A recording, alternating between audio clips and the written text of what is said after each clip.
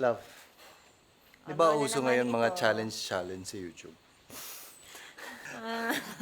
Para maiba tayo ngayon. What happens if mag-brown out tapos wala ako? Kandila. You need to learn how to turn on our generator. But it's so intense. Where do I start though? Wait, I have a list, a cheat code here. Here. On key control, left door. Ah!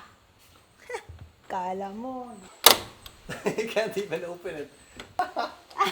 Wala na. Kumaguba ni.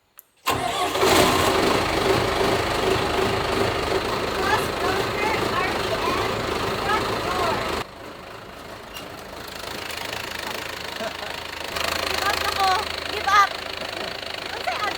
Okay, let's turn it on. So, to turn it on and to turn it off takes so much effort, and we sweat and we smell like exhaust. So that is why, Why am I part of this? yeah, it's noisy, it's mabaho, and everything else. So that is why today we are changing our generator, finally! Hooray, Sky! Love! Okay, ito naman talaga ang problema natin sa Pilipinas, ang brownout. And when we first moved here, this wasn't our generator. This is a very, very new one that we just bought, maybe a week pa lang to. But I replaced our old one because that one was super overkill. That could have powered 3 skypods. And not only that, sobrang mahal sa diesel, sobrang ingay, sobrang mabaho. And hindi siya automatic. It took us like maybe 10 minutes to just get it started pag may brownout. So it became such a hassle that we decided to get a new one. And that is our video for today, helping you choose the right generator for your home so that you don't have to overspend, you don't have to buy something and then replace again, or hindi overkill yung generator. Kasi marami namang generators out there, and we're going to help you choose the right one for you and make it as easy as possible. Now, everything we're going to be talking about today applies to any brand, pero we've asked the help of Greenfield. Thank you, Greenfield, for providing us with sample units. Ibabalik ko rin to, guys. Pero ito talaga is just so that may pang-sample tayo para sa inyo, ma'am, sir. Greenfield is a trusted brand. Ang dami nilang mga 5-star reviews on Lazada, nakita ko. I checked them out actually, and marami silang ibang items such as tools or handyman or DIY items na magagamit natin sa bahay. Okay, let's get started. Choosing the right generator is not as complicated as it seems. There's only 3 types. There's gas inverter, and there's diesel. Pero wag muna yan, mamaya na yan. The first thing you have to ask yourself is, ano ba ang gusto natin mangyari pag may blackout or brownout? Gusto ba natin yung bahay ko as if walang brownout? I can use everything. I can watch TV, all the aircons umaandar, I can use my oven, etc. So that would mean that you would need a bigger generator. Or do you just want to study or be able to turn on some lights, electric fan, okay ka na?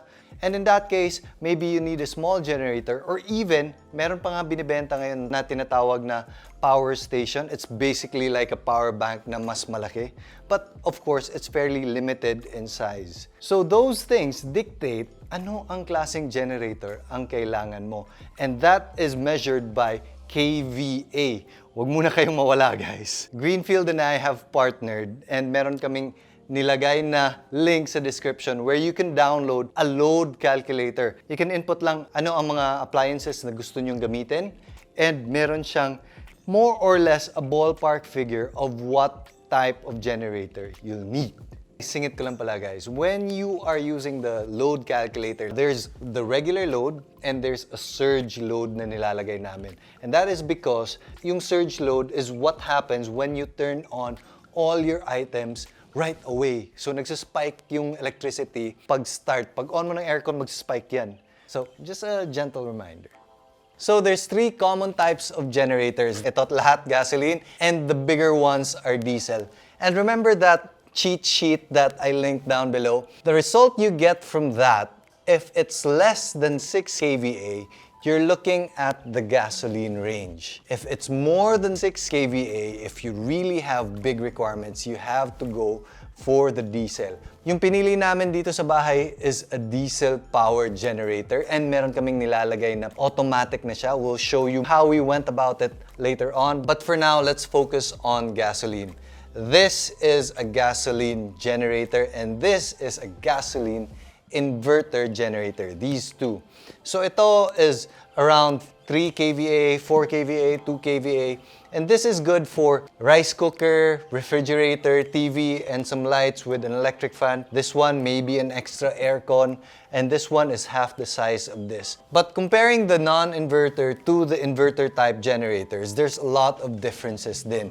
Number one, inverter generators are even quieter. So, quietness level, diesel is the loudest, and then the gas non-inverter, and then this one. This is the quietest. We'll test it out in a bit kasi pare-pareho lang to ng capacity. It's fairly close.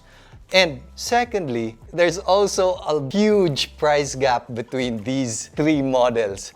This one is about 25,000, 24,000, and this is 3.1 kVA. And this one, the 4 kVA version, is 60,000 pesos. And this one is 1.82 kVA. This one is almost 40,000. And ang biggest benefit niya is it's giving out cleaner energy. But why you would want to choose an inverter is when, alam mo yung mga may sensitive equipment ka, sabihin natin dentist na kailangan yung drill niya saktong-sakto palagi. And this is actually a common use for mga dentist clinics.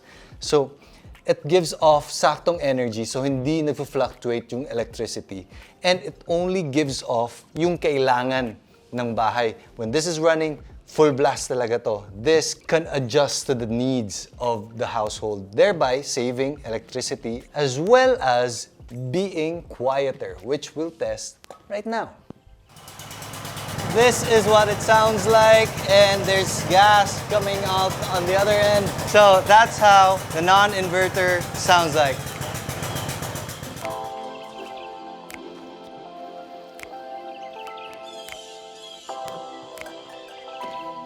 Okay, time for the inverter one. And this is an inverter generator. It's so much quieter and a lot less smoke. Of course, this isn't loaded yet. I would say this would get a little bit more noisy when it's like supplying power na talaga, but a very, very stark difference from the non-inverter version. All right. So the biggest advantage of gasoline generators is number one, it's very, very portable. And secondly, it's a lot quieter than diesel generators. Benefit of gasoline in general is that hindi maamoy yung exhaust niya compared to the diesel version. The only problem I have with gasoline type generators is number one, you'll be handling gas, which is a lot more flammable. So you have to be careful on where you place your gas. Aside from that, it also consumes more gas compared to diesel generators. So that's the number one issue with this. So that was the gas generators, the gas non-inverter and the inverter type gas. And lastly, we have what we chose for this household, the diesel generator.